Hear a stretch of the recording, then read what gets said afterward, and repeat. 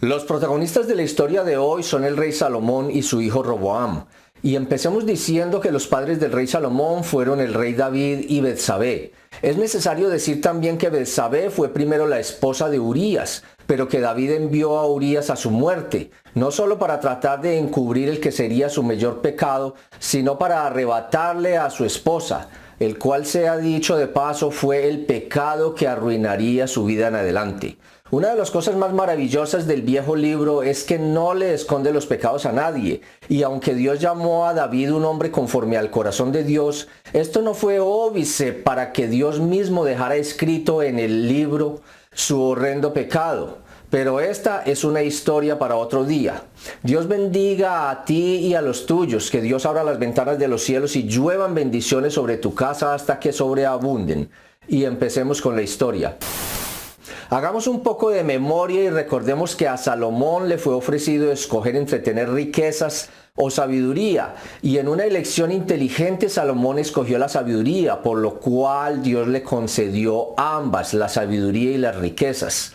Es necesario decir, eso sí con cierta desazón, que la bendición de la sabiduría dada a Salomón resultaría volviéndose contra sí mismo, dado que no hay sabiduría humana que pueda prevalecer sin el alimento contenido en el viejo libro, y Salomón totalmente despreció el contenido de este.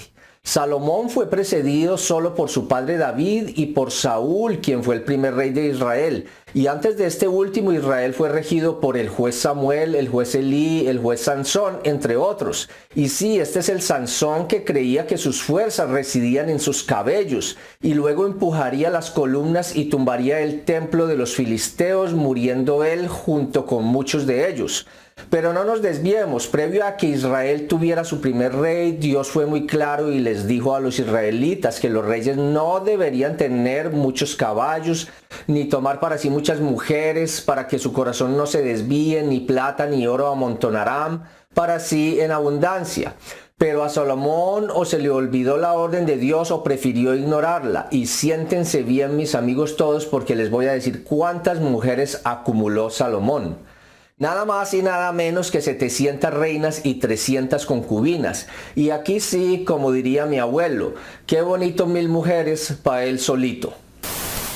Cuando empezamos a hacer nuestra propia voluntad, o en otras palabras menos correctas políticamente, cuando empezamos a hacer lo que se nos viene en gana, todas las bendiciones que Dios nos da se convierten en maldiciones. Y esto no fue una excepción en el caso de Salomón ni en el que sería su hijo Roboam. Roboam ha sido muy criticado por todo su accionar cuando sucedió a su padre Salomón en el trono. Pero gran parte de sus errores fueron aprendidos de su padre, el cual confió más en su propia sabiduría y escogió no cumplir con las limitaciones que mencionamos antes acerca de las mujeres y las riquezas, sino que también olvidó poner en práctica los otros mandamientos que Dios mismo había designado para los reyes, los cuales eran que cuando un rey se sentara sobre el trono de su reino, entonces debía escribir una copia de los 5 libros de Moisés y la tendría consigo y la leería todos los días de su vida, para que aprendiera a tener temor de Dios, para guardar todas las palabras de esta ley y estos estatutos, para ponerlos por obra. Y mis amigos todos, Salomón empezó muy bien, pero con los días prefirió confiar más en su propia prudencia y cesó de leer el libro.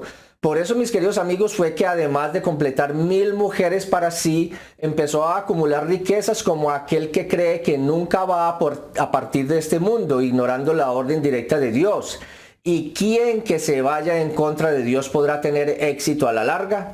La respuesta es simple: nadie, ni aun uno. Para hacerles una historia larga corta, les informo que Salomón cayó en una depresión profunda que quedó consignada en la Biblia a través de lo que él mismo escribiría. Miré todas las obras que se hacen debajo del sol, y he aquí todo ello es vanidad y aflicción de espíritu.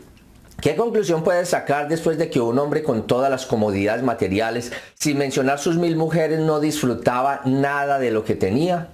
En la actualidad ocurre lo mismo con gente tremendamente exitosa suicidándose o drogándose todo el tiempo, porque olvidaron, al igual que Salomón, nutrirse del viejo libro para que todas esas riquezas pudieran tener sentido. Estoy seguro de que ustedes, mis amigos, se han enterado de lo que les pasa a aquellos que ganan la lotería. Al final terminan más pobres y desgraciados de lo que eran antes de ganarla. Y esto no es un mito. Al contrario, está documentado en estudios que dicen que de cada 10 ganadores de la lotería, 9 terminan peor de lo que estaban antes de ganarla. Quizás por esa razón Dios no ha permitido que ganemos la lotería, porque Él sabe que no estamos listos para ello y terminaríamos haciéndonos daño a nosotros mismos. Ojo, no estoy diciendo que el dinero sea malo, pero que cuando el dinero llega a montones a nuestra vida y no somos unas personas consistentes y de principios, terminamos como Salomón, realizando toda clase de excesos que finalmente nos destruirían. No sé para ti, pero para mí la conclusión es muy clara. No es la cantidad de bienes materiales lo que nos trae la felicidad. Salomón lo tenía todo, pero al final no le encontraba sentido a nada. Sin Dios, la abundancia de bienes materiales termina trayéndonos más vacío a nuestras vidas. De Salomón hay mucho que decir, pero lo haremos en otra ocasión. Pasemos mejor a hablar de su hijo Roboam, el cual era el nieto del rey David. Salomón le dejó todas sus riquezas a su hijo Roboam, pero falló en dejarle lo principal, el hábito a leer el viejo libro. Por lo tanto, el joven no fue muy acertado en sus decisiones. Los comentaristas han sido suaves con Salomón, pero crueles con Roboam. Y la razón para esto fue que a la muerte de su padre, Roboam recibió el reino. Pero sus asesores fueron principalmente gente joven sin experiencia ni sabiduría. Ojo, no estoy diciendo que joven e inexperto signifique lo mismo, aunque en una gran mayoría de los casos lo hace. Fue así como el momento de gobernar y tomar decisiones llegó cuando los representantes del pueblo se acercaron al recién posesionado rey para pedirle una reducción en los ya asfixiantes impuestos. Lo cual seguramente el pueblo no pidió antes porque se sentían intimidados por el poderoso Salomón. Pero ahora que había un nuevo rey, el pueblo sintió la confianza y la libertad para expresar que ya no eran capaces de llevar este yugo por más tiempo. Roboam pidió unos días para responder las inquietudes del pueblo y fue así que fue y consultó con dos grupos de asesores. El primero, un grupo compuesto por gente que había acompañado en el gobierno al recién muerto rey. Y el otro grupo estaba conformado por gente joven que no tenía experiencia en las lides de gobernar. Los primeros recomendaron al rey que escuchara al agobiado pueblo y que modificara la cantidad de tributos a ser pagados. Los segundos le dijeron al rey que no mostrara debilidad ante el pueblo, cediendo ante sus peticiones. Después de pensarlo, Roboam decidió aceptar las recomendaciones del grupo de jóvenes asesores y les dio la siguiente respuesta al pueblo. Mi padre hizo pesado vuestro yugo, pero yo añadiré a vuestro yugo. Mi padre os castigó con azotes, mas yo con escorpiones. Sin saber Roboam que su respuesta causaría la división del reino de Israel en dos. Al norte se ubicó el nuevo reino de Israel con su igualmente nuevo rey Jeroboam, el cual agrupó a 10 de las tribus, y al sur el reino de Judá, regido por el hijo de Salomón, Roboam, con solo 2 tribus. En vista de que Salomón tenía mujeres de muchas culturas y religiones por los pactos políticos que había forjado con otras naciones en contra de la voluntad de Dios, Salomón, sin darse cuenta, resultó adorando a los dioses de sus esposas. Y aquí les tengo que preguntar si eres celoso o no. Porque Dios sí lo es, y en gran manera. Quizás no conozcas el carácter de Dios como para saber si Dios es celoso o no lo es, o si ese sentimiento tan bajo solo corresponde a los pobres seres humanos. Bien, el viejo libro revela de principio a fin el hecho de que Dios es celoso.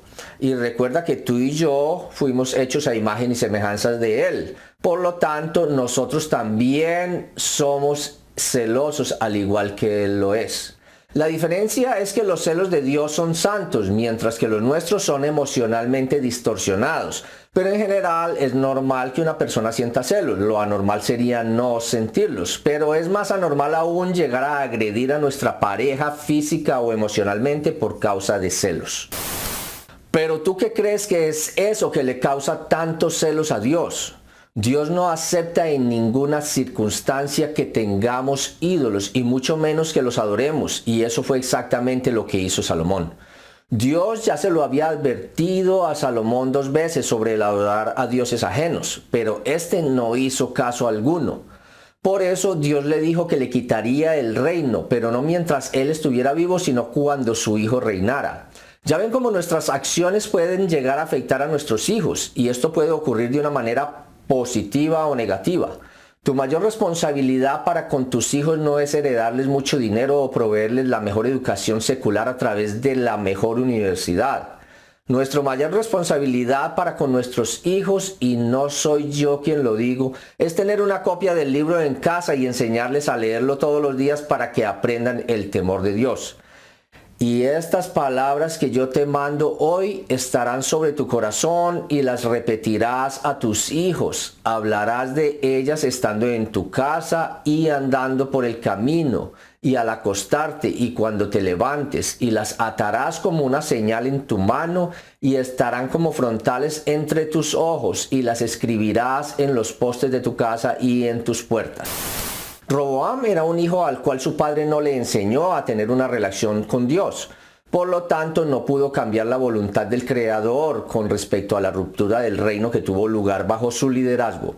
A propósito, el viejo libro dice que Dios no miente ni se arrepiente, pero aquí es necesario aclarar que esto aplica solo al bien que Dios nos desea. Cuando corresponde a situaciones donde vamos a experimentar el juicio de Dios, en esos casos Dios sí se arrepiente y puede cambiar su determinación tomada, como se arrepintió, por ejemplo, de destruir a Nínive, dado que todos los habitantes de la ciudad se arrepintieron de sus pecados y se postraron delante de Dios, comenzando por su rey.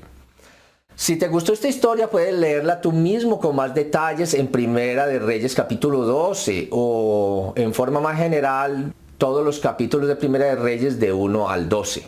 Muy bien, mis amigos, hemos llegado al final hoy. Que Dios te bendiga a ti y a los tuyos, y nos vemos la próxima semana.